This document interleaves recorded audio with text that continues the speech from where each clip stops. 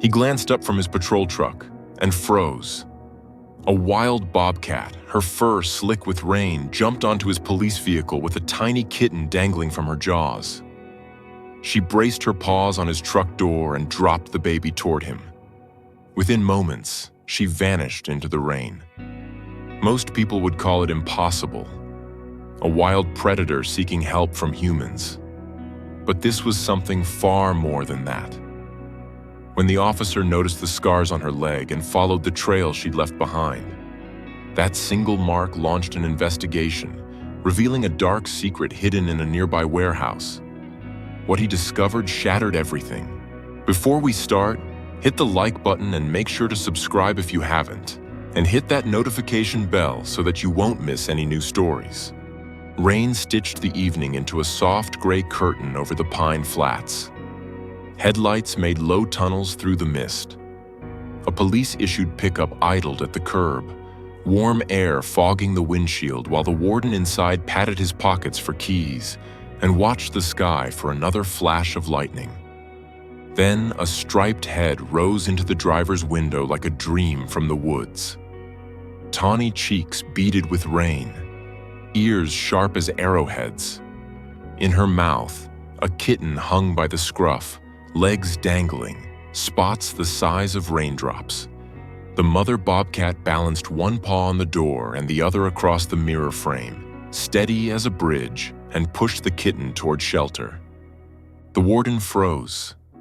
Fear didn't come. Wonder did. The cat's whiskers twitched against the glass, and the kitten mewed, a sound as thin as thread.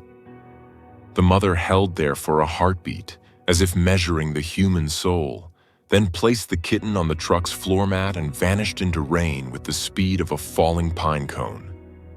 He stepped onto the porch, every sense lifted. A second cry came from the fence line where an old sedan slept under moss. There, tucked in a nest of damp leaves, 4 more kittens quivered like spun sugar in a breeze. The mother swept back, took one by the scruff, and padded toward the truck. The warden did not move. He did not try to own the moment. He only widened the passenger door and lifted the floor mat to make a warm cave. When her shadow blended into the woods again, instincts turned into training. The remaining kittens went into a padded crate lined with fleece warmers. The warden set a larger transport cage beside it, baited with a smear of venison and a rolled towel steeped in kitten scent. The mother circled twice, ears flicking toward the faint cries. Then, silent as a falling snowflake, she stepped inside. The latch clicked, a small sound that changed the night. Under fluorescent lights at Mission Wildcare, staff rolled into motion like a practiced orchestra. The intake team logged weights, temperatures, and hydration scores. Kittens settled onto heat discs where tiny paws kneaded the air as if punching clouds. Their mother, soon to be called Lucy, was examined with deliberate gentleness. A ring of hairless skin scarred her hind leg, the kind of rubbed circle left by rope. The vet traced it with a gloved finger and said nothing for a long beat. A quiet was set for Lucy's room. Her crate was faced toward a low light and shielded with sheets clipped like curtains, the fabric misted with the musk of her kittens. The lactation check showed milk, but stress made it thin. The vet authorized subcutaneous fluids and a microdose of analgesic for the leg. The warden signed the chain of custody log and stood aside, hands anchored to stillness, while the team laid out warming bottles, feeding tubes, and tongs for meat that would smell like deer yet never like human hands. By dawn, the rain had wandered east. The warden returned to where the mother had called for help. Beneath the abandoned sedan, the ground told stories to anyone who could read it. Feathers snagged into tar, a coil of nylon half buried in mud, a faint chemical odor that didn't belong to sap or rain. He photographed knot patterns and measured the cord's weave. A search through seized evidence records lit up a match. That exact weave appeared in ropes used by 3 illegal breeding sites north along Route 41. A long night turned into a map. License plates were traced to supply runs.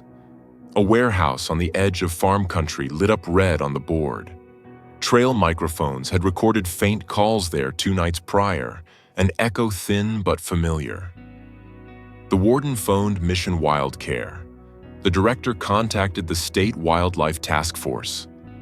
By afternoon, officers rolled out in staggered pairs, tires whispering on wet asphalt, every vehicle dark until the turnoff. They found the place behind a bent gate and a line of tired citrus trees.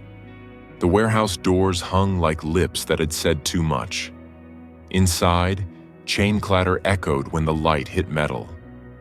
The team moved in with the choreography that comes from training and a hard vow not to fail. Crates lined the walls, 2 adult females, 1 male, 6 kittens. A generator thudded at the back, warming incubators meant for poultry, not a wild mother's children. The man who managed these lives paced with a wrench in one hand and his phone in the other. When officers approached, he reached not for the cats but for excuses, the way small fires reach for dry grass. Evidence bags filled. Charges were read. The youngest kittens went first into transport, first sticking up like thistles while they cried for the only scent that ever mattered to them. The warden paused at a corner pen where another female lay too thin. Ribs faint beneath fur snarled from lying on wire. She watched with an expression that wasn't fear, so much as the memory of fearing too long. No one made a hero speech. They simply opened the panel, slid in a crate lined with cedar and cloth, and waited for her to choose a better door. Back at Mission Wildcare, Lucy's enclosure was expanded to hold a den box, a platform high enough for dignity, and a corridor where her kittens could tumble without reaching the fence. Cameras with red light captured everything so human presence could be minimized. The staff rotated in silence, faces half hidden behind visors that didn't mirror eyes. Lucy paced the first days, tail tip twitching, voice low and guttural when the milk bar opened and her kittens swarmed like raindrops rolling down bark. Feeding calendars filled a whiteboard the way notes fill a hymn. Kittens fed every 3 hours by bottle when Lucy needed to rest. Nobody cooed. Nobody played. Hands stayed cool and clinical, moving like shadows so the kittens would not learn the shape of human kindness. Wildness was the goal. Love, in facilities like this, had to wear gloves. Names arrived late, as they should. Staff called the kittens Sprig, Pebble, Lark, Thimble, and Dipper, names small enough to remind everyone how to let go when the time came. The extra kitten rescued from the warehouse became Willow, a little older, a little tougher, the first to hiss at the camera lens and the last to yield her mouse-shaped toy. Lucy accepted her as if a missing note had found a chord. The scar on Lucy's leg slowly softened, but the story it told did not. Habituation was the enemy, so the team rewilded the daily routine. Meat arrived on tongs shoved through a shuffle of brush so it seemed to come from nowhere. Scent trails, rabbit, quail, squirrel, wove through the corridor each morning, a treasure map of nosework and pounce drills. A pulley system dragged lures in jerks, so practice looked like chasing and not like feeding. Cameras charted the growth curve the way parents chart pencil lines on a wall. Pebble favored ambushes from the platform, dropping onto siblings with the accuracy of a falling pine cone. Thimble proved brave to a fault, launching after lures that swung too high. Dipper loved water, pawing at the shallow tub until shut-eye minnows arrived from the fisheries and wildness sparked in the wet. Lark took to climbing the den box and staring at the sky as if it contained a lesson written in cloud. Spring Briggs shadowed Lucy everywhere, matching step for step as if memorizing the map of her mother's patience. Weeks slid into a season. The kittens traded milk teeth for small daggers. Fur darkened along spines. Vets performed health checks with the speed of magicians and the caution of bomb techs. A press of syringe, a slide of stethoscope, a glance at gums paid for with tranquilizer darts, and a timer. Lucy shook off the sleep every time with a shudder and a growl that said the wild had not been domesticated. It had been bruised and was healing. Meanwhile, investigation files thickened like storm clouds. Cross-state permits told lies in tidy fonts. Financial trails fanned from the warehouse to a ring of roadside attractions where paying customers photographed kittens against fake logs. A few of those customers had reported an odd emptiness in the eyes of the animals, the way a captive flame forgets to leap. Those statements were added to the ledger of wrongs. The case would go where such cases go. The cats would go somewhere better. The pre-release enclosure took 3 volunteers, 2 techs, and a lot of cedar. It rose in a wilder corner of the facility where tall grass hid the fence and the wind carried pine and creek. Here, the team practiced what they called soft release. Not a dramatic gate fling into the naked world, but a slow melt between care and freedom. Collars waited in a padded box, lightweight, timed to drop off after a season, sending pings to a map so the story could be watched from a distance and not from a porch. Lucy entered the pre-release pen one cloud-sailed afternoon while the kittens boiled around her ankles. The gate thudded shut behind them with a sodden certainty. The pen smelled like weather more than like people. Quail scurried just outside the mesh. A rabbit watched with one eye torch bright from under blackberry. The world pressed close enough to smell, far enough to ache for. Training refined. Live prey aversion methods were balanced with ethical catch and release drills. Rodent scent trails led to puzzle boxes so tiny paws could learn the geometry of effort. The pulley lures ran faster. A hanging log swung with the weight of their leaps. Lucy taught better than any human could. She stalked the moving lure in sweeping, low-shouldered arcs that toddlers of the species memorized like a mother tongue. Storms came. California's winter pressed with wet hands. One night, the creek behind the fence rose and carried the smell of old leaves down to the pen. Lucy stood at the high platform and watched the water in a stillness that belonged to deer and to elders. The kittens climbed her spine like a living ladder and peered over her shoulders as if the world were a book they were learning to read together. 2 months later, an early wildfire rolled lightning across a distant ridge. The facility rehearsed its evacuation plan in real time. Trucks backed to pens. Carriers were labeled with grease pencil and calm hands. Lucy was darted with the smallest dose required. Pebble tried to stand between the dart and his mother. Staff switched positions to shield him without ever becoming a face he could remember. The convoy moved out under a sky the color of a struck match and settled a county away where a partner sanctuary had space and deeper wells. The fire blinked past without harm, a promise kept by weather and by firefighters whose boots learned every inch of that county the hard way. The convoy returned. The pen smelled faintly of ash and strongly of survival.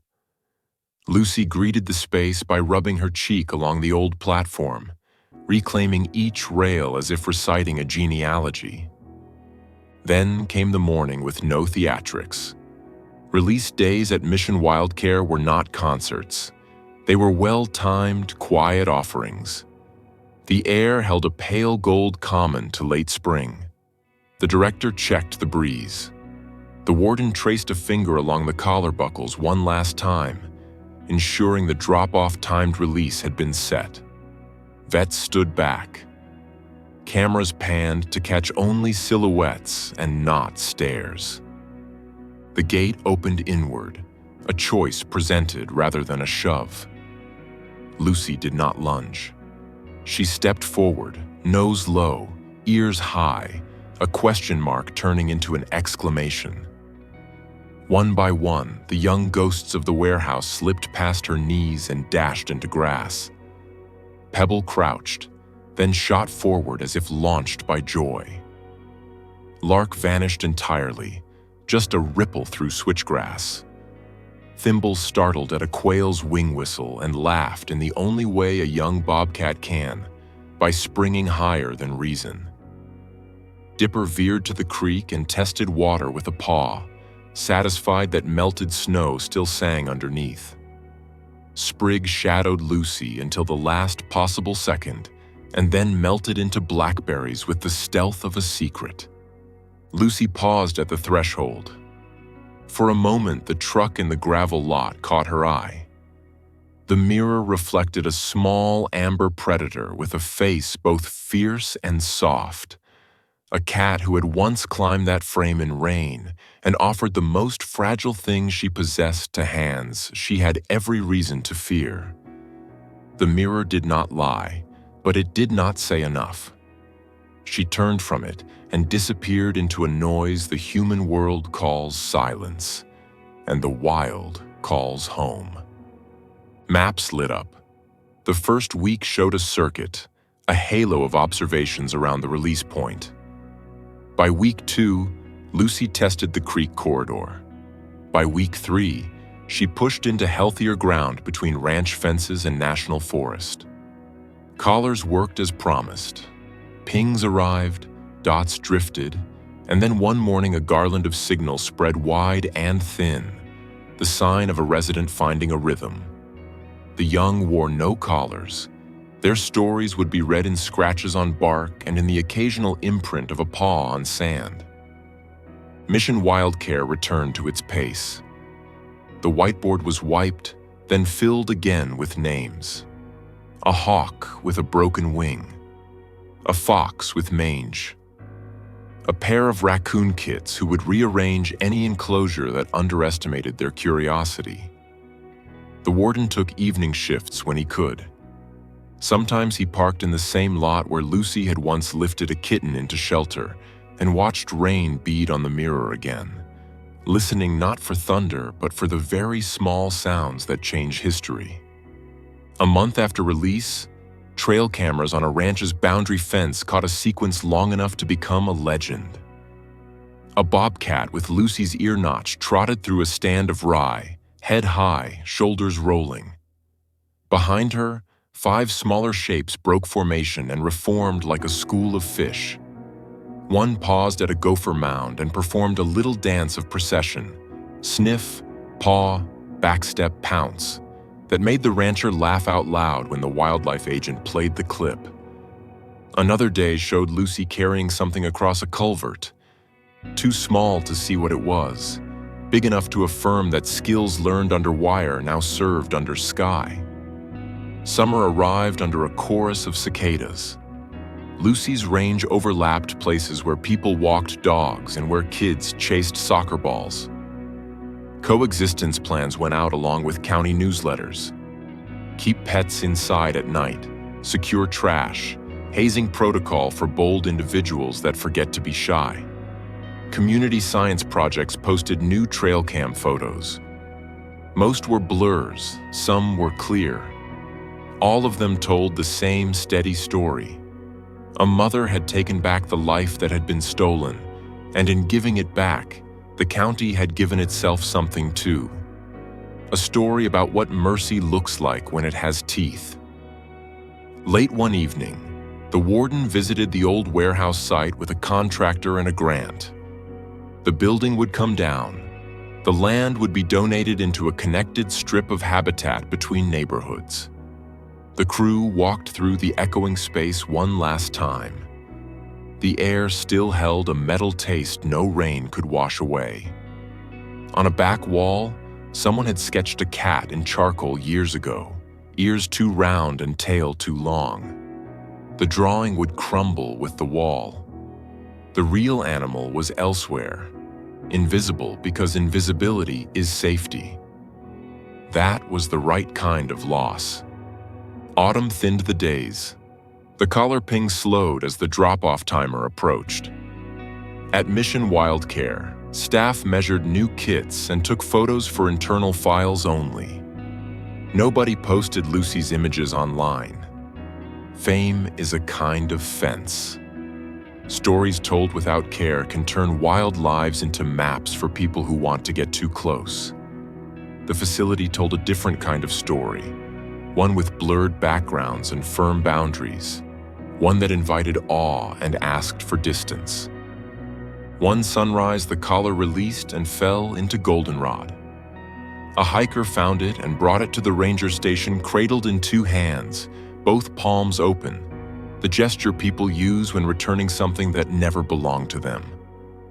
The warden logged the recovery and sent the data to the state biologist.